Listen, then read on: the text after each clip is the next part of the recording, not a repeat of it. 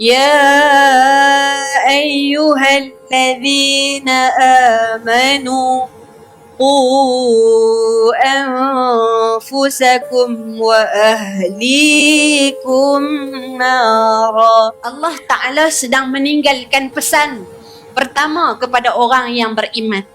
Siapa peduli, dia rasa dia orang beriman, ini mesej untuk dia.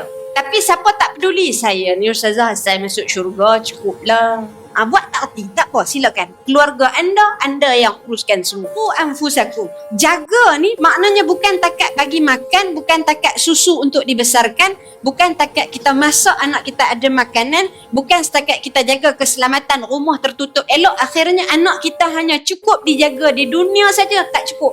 Quran kata apa? Jaga ni daripada dunia kita tanggung sampai akhirat kita jawab. Sebab tu orang duk sebut tanggungjawab. Tanggung di dunia, jawab di akhirat. Jadi mak lahir bersama dengan tanggungjawab. Tanggung dunia mak akan jawab sampai akhirat. Aku bagi kepada engkau keluarga, aku bagi kepada engkau rezeki menjadi seorang isteri, aku bagi kepada engkau perasaan menjadi seorang ibu.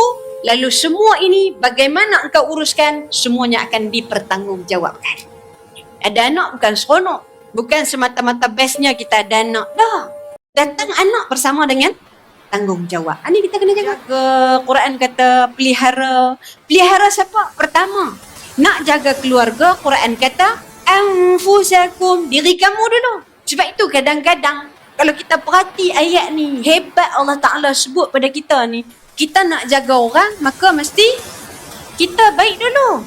Quran kata apa? Pertama jaga tu apa? Diri kita dulu. Nak jaga diri kita macam mana? Iza sallatil mar'a khamsaha wa samat syahraha wa hafizat farjaha wa ata'at zawjaha qila laha dukhulil jannah min ayyi abwabi syi'ti. Yang pertama, jaga semayang. Ni nak jaga diri kita, orang perempuan mesti jaga semayang. Ustazah, anak saya tak mau dengar cakap lah Ustazah. Anak saya ni macam-macam perangai. Kata ulama, bila Tuhan bagi ujian melalui anak, barangkali Tuhan sedang menegur kita, ada amalmu yang belum sempurna. Mungkin kita semayang tu masih lagi belum cukup sempurna. Semayang dah 5 waktu, kan? Tapi kita masih fikiran melayang-layang. Kata ulama, Tuhan sengaja memberi ujian kepada kita melalui anak. Barangkali bukan sebab anak kita jahat pun dah. Tuhan hanya cuik sikit, cubit sikit je. Hang dah lama tak bangun tahajud malam. Hang dah lama tak baca Quran. Jadi Tuhan bagi ujian-ujian ni sebagai apa?